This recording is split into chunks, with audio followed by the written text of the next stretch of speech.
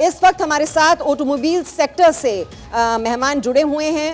Maruti Suzuki के senior executive director Shashank Shrivastava ji इस वक्त हमारे साथ हैं। शशांक जी, अब ऑटोमोबाइल सेक्टर की बात की जाए तो आपकी क्या एक्सपेक्टेशंस थी और उन उम्मीदों पर कितना खरा उतरा है ये बजट? शुक्रिया। सबसे पहले तो मैं बोलूं आपको कि जो ऑटो इंडस्ट्री की ग्रोथ है वो ओवरऑल जो माशी जो ग्रोथ होती है उससे बड़ी क्लोजली रिलेटेड है। बहुत हाई कोरिलेशन है ऑटो इंडस्ट्री की ग्रोथ में और जीडीपी की ग्रोथ में। लिहाजा हमारा जो सबसे पहला जो ख्वाहिश रहती है ऑटो इंडस्ट्री की वो रहती है कि जो भी बजट हो वो ग्रोथ ओरिएंटेड बजट हो। और अगर हम उस पस मंज़र में अगर हम उस बात को देखें तो वाकई इस बजट में उसका ख्याल रखा गया है। ये ग्रोथ ओरिएंटेड बजट है। कैपेक्स जो है 10 लाख करोड़ के ऊपर किया हुआ है। 33% का इजाफा है उसमें। रेलवे के ऊपर अच्छा खासा इन्वेस्टमेंट है। एग्रीकल्चर क्रेडिट की जहां तक बात करें उसके मुतालिक अगर हम बात करें तो 20 लाख करोड़ का हदफ रखा गया है। तो इस लिहाज से बहुत अच्छा बजट है ग्रोथ के लिए। ऑल्सो जो इनकम लेवल है अलग अलग इनकम लेवल पे उनका जो टैक्स इफेक्टिव टैक्स रेट है वो अब कम हो गया है, चाहे वो रिबेट की वजह से कम हुआ हो, चाहे वो स्टैंडर्ड डिडक्शंस की बढ़ाने की वजह से हुआ हो। और इसलिए जो प्रोपेंसिटी टू स्पेंड है, क्योंकि डिस्पोजेबल इनकम बढ़ जाएगी तो प्रोपेंसिटी टू स्पेंड बढ़ेगी, तो ये ऑटो जगत के लिए भी बहुत अच्छी खबर है। जी, और शशांक जी, यहाँ पर जो इलेक्ट्रिक वाहन हैं उनको हम देख रहे हैं कि किस तरह से प्रमोट करने की कोशिश की जा रही है, और क्योंकि ग्रीन एनर्जी का इस्तेमाल किया जाए ताकि जो पेट्रोल और डीजल की बढ़ी हुई कीमतें हैं उनसे निजात मिल पाए और साथ ही साथ हमारी जो डिपेंडेंस है फॉसिल फ्यूल्स पर वो कम हो सके। तो इलेक्ट्रिक वाहन जो हैं वो सस्ते होने वाले हैं अब इस बजट के बाद। तो आपको लगता है ये एक पॉजिटिव कदम उठाया गया है? जी देखिए, ग्रीन मोबिलिटी का के मुतालिक बात करें तो बिल्कुल ये तो सपोर्ट हुकूमत ने गुज़िश्ता कई सालों से दिया है। और यही वजह है कि ईवीज पे इतना ध्यान जा रहा है सारे ओईएम्स का। ईवीज के बारे में हाँ जरूर मैं कहूँगा कि बैटरी की कॉस्ट कम करने के लिए जो लोकलाइजेशन लेवल्स हैं वो बहुत ज़रूरी हैं और इंफ्रास्ट्रक्चर का डेवलपमेंट ज़रूरी है।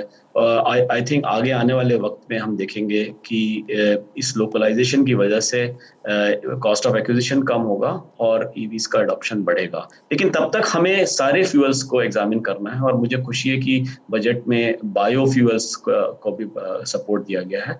ये बहुत अच्छी बात है ऑटो इंडस्ट्री के जी, लिए। और जो लिथियम आयन बैटरीज हैं उन पर जो कस्टम ड्यूटी है उससे जी घटा दिया गया है। इसके अलावा आपको जी लगता है जो चार्जिंग स्टेशंस हैं उसका जो इंफ्रास्ट्रक्चर है उसको भी ज्यादा विकसित किया जाए? आपको जी इस बजट में क्या दिखाई दे रहा है उसको लेकर? जी देखिए, जो बैटरी का जहाँ तक सवाल है वो मेरी नज़र में तो ये कि अगर आप लोकलाइजेशन बढ़ाएंगे तभी वो बैटरी की कीमतें कम होंगी। और ये इलेक्ट्रिक व्हीकल्स के खासकर उसके हवाले से बात करें तो लगभग 50% जो उसकी जो कॉस्ट होती है ईवीज की वो बैटरी की कॉस्ट होती है। तो वो एक ज़्यादा ज़रूरी चीज़ है। और हाँ, चार्जिंग इंफ्रास्ट्रक्चर पे तो ज़रूर काम हो रहा है और आगे भी होता रहेगा। और जब तक ये जो दरमियान का जो दौरानिया है उसमें हमें देखना है कि कैसे हम बाकी जो क्लीनर फ्यूल्स हैं जैसे सीएनजी है या इथेनॉल है या बायोगैस है उसको हम कैसे सपोर्ट कर सकते हैं। जी, और जब हम ईवी की बात कर रहे हैं इलेक्ट्रिक वाहनों की, तो शशांक जी, मारुति के भविष्य के प्लान क्या हैं इसको लेकर? अब इस सेगमेंट पर भी फोकस किया जाएगा?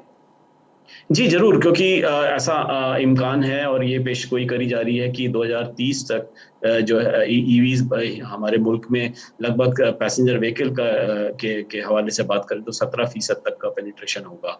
और यही वजह है कि मारुति सुजुकी ने ये ऐलान भी किया है कि हमारी पहली जो ईवी गाड़ी है वो 2024-25 के माली साल में हम उतारेंगे और 6 ईवी के वाहन हम गाड़ियाँ उतारेंगे 2030 तक।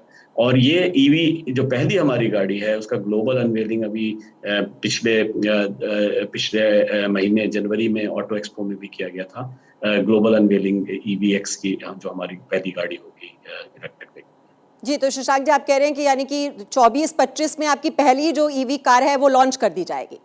जी जी, और आगे एक्सपेंशन के बारे में और आपकी जो ऑटोमेटिक सेगमेंट है उसको लेकर काफ़ी डिमांड भी हो रही है और बहुत अच्छा रिस्पांस भी इसको लेकर मिल रहा है, तो उस पर भी आगे बढ़ा जी जाएगा?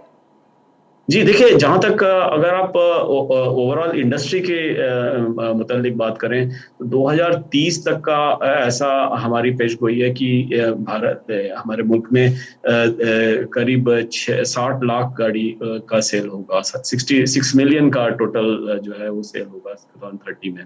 तो काफ़ी तेज़ी से इस इज़ाफ़ा होगा पैसेंजर व्हीकल सेल्स में और इसी वजह से मारुति सुजुकी और सुजुकी ने मिलके हमने काफ़ी इसमें सरमाया भी किया है, चाहे जी। वो बैटरी प्लांट है, हाल में सुजुकी ने करा था और खरकोड़ा का जो नया प्लांट है जिसमें कैपेसिटीज़ बढ़ा रही है मारुति।